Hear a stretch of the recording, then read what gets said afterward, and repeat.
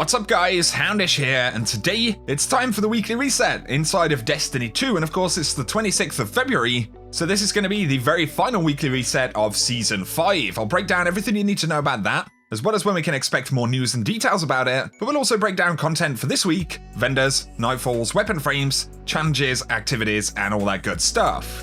So before we get into the reset content itself, of course Season 6 begins on the 5th of March, so that's a week away from today. Of course that'll be Season of the Drifter, and in terms of news updates for the DLC, as well as the season itself, it looks like we'll definitely get more information about Season 6 this week, probably on Thursday. Bungie are going to talk about new pinnacle weapons and stuff like that. Bungie did previously reveal Black Armory on the start date of Season 5, so that could happen again this time. Either way, it looks like all of the information about Joker's Wild and Season 6 will be delivered pretty much over the next week, so be sure to hit subscribe, stay tuned here on the channel, turn on those notifications, and I'll keep you posted with all of the new stuff. In terms of the seasonal changeover, all of the pinnacle weapons that we've had up until now will still be available in the game, and you'll still be able to make progress from any of the Season 5 pinnacle weapons as we go into Season 6, and they're not going to go anywhere. The only time you need to worry about that is when you have rank resets for things like Luna's Howl and Not Forgotten. I have seen a lot of questions about Forge content from Black Armory, and anything from Black Armory itself behaves like DLC content, so it's not actually going to go away. So in Season 6, you'll still be able to access weapon frames, the forges, and all that stuff, so that's good. But on top of this, there will be a Season 6 Eververse refresh, and a minor vendor refresh for things like the Vanguard and the Crucible, and that'll probably include some of the new pinnacle weapons. The only other things that I could possibly note right now would be that powerful bounties are having their rewards capped at 650, assuming you pick them up in Season 5, so basically they're not really worth holding on to as we go into Season 6, as they will produce power level rewards from the previous season.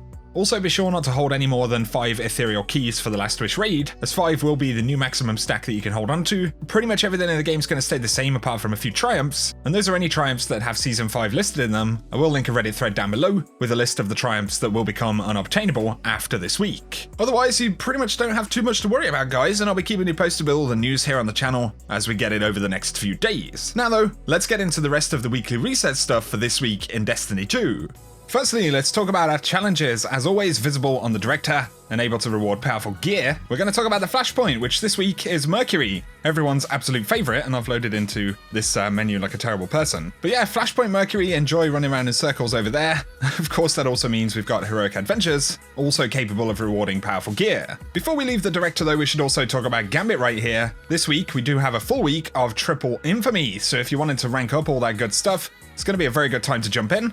Also remember that when triple infamy is up for Gambit, all of the bounties that you turn in are affected by this as well, so definitely if you're ranking up, it's going to be pretty fantastic. And if you're trying to get a reset past the final rank, then it will be worth saving those Gambit bounties and turning them in during the final rank when you actually don't get points when you lose a match. So basically it can make that last rank a whole bunch easier, so have fun if you are jumping in and grinding Gambit this week. Moving on though, of course, Ada 1 has new weapon frames, hopefully. So we've got a powerful bow frame, we've got the frame for the hand cannon right there, and for the auto rifle. So a lot of people talking about the hammerhead machine gun. I think that's been a little while since we've had it, but nonetheless you can jump in, grind for powerful and non-powerful randomly rolled versions of these weapons this week.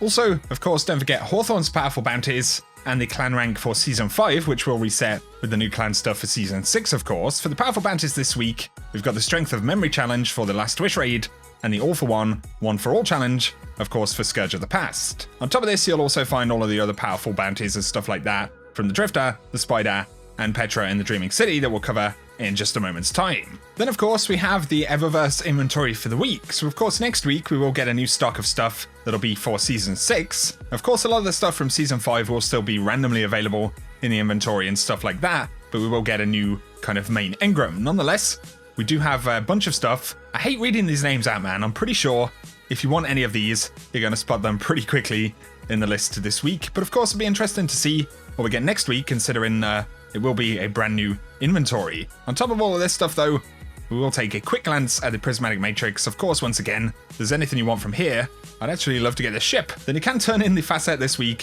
for a chance to actually pick them up. And there it is, we finally got the pop-up. I've actually left the Nightfalls to the end. Hopefully, they will have updated properly. I should also mention as well that inside of the Crucible playlist this week, we do have Supremacy. Hasn't been up for a little while if you want to jump in and play some of that. But in terms of the Vanguard stuff, of course, we'll take a look at the Nightfalls very briefly. So we've got Warden of Nothing, the Inverted Spire, and Strange Terrain right there listed for the week. So of course they'll come with exclusive loot and all that good stuff. If anything changes, I'll pin it at the top of the comment section. And yes, still no corrupted Nightfall, which is a bit of a rip. When it comes to the escalation protocol for the week, the sniper rifle is going to be available, so if that's one you still need, then it's going to be worth jumping in. Otherwise, over at Petra in the Dreaming City, we're back at week 1 of the Curse. We've got a new Ascendant challenge, of course. This one accessed via the Gardens of Isilla, so it is the Forfeit Shrine Ascendant challenge. I'll share some gameplay of that right here in case you need it. But otherwise, I think that pretty much summarizes everything to know this week in Destiny 2, guys. So let me know down below if you're going to be jumping in for Season 6, or if you're grinding away this week to get any stuff finished before the end of the season. If you are new to the channel though, be sure to hit subscribe to keep up to date with everything related to Destiny 2. I'll be keeping you posted with all the new stuff. If you have enjoyed the video, a like rating is very much appreciated below. But otherwise guys, thanks a lot for tuning in, and whatever you do, I hope you have an awesome week.